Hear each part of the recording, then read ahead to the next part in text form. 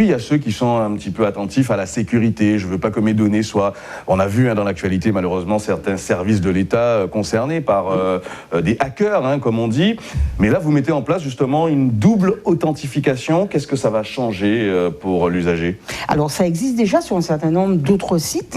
Et c'est vrai que depuis l'année dernière, le site impôts.gouv.fr a mis en place une double authentification. Ça signifie que vous allez vous connecter normalement avec vos identifiants, donc numéro fiscal et votre mot de passe.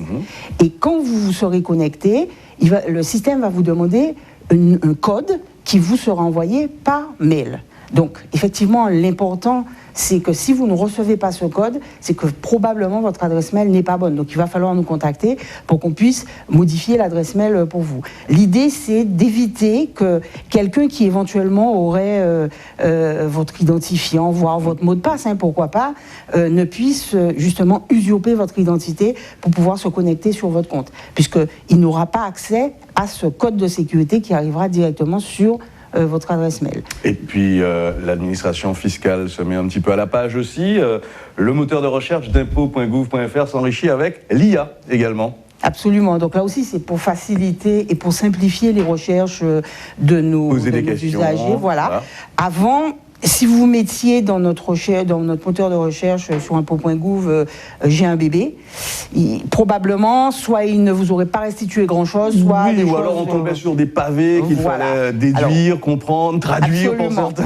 Absolument. Donc, en fait, ce qui se passe aujourd'hui, donc l'administration fiscale est un peu pionnière d'ailleurs dans ce domaine.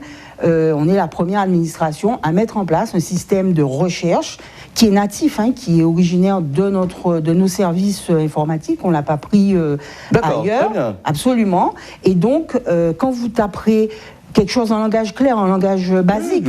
Nos usagers, comme si vous discutiez avec quelqu'un qui vous répond, en fait. Ce ne sont pas des spécialistes, on ne leur demande pas d'être spécialistes en matière fiscale. Donc, ils taperont, par exemple, j'ai un bébé, ou j'ai eu un bébé, ou je veux rattacher mon enfant majeur. Allez hop, le système va lui restituer un certain nombre de fiches, des formations, et il ne sera pas obligé de solliciter les services. Il aura une première information importante.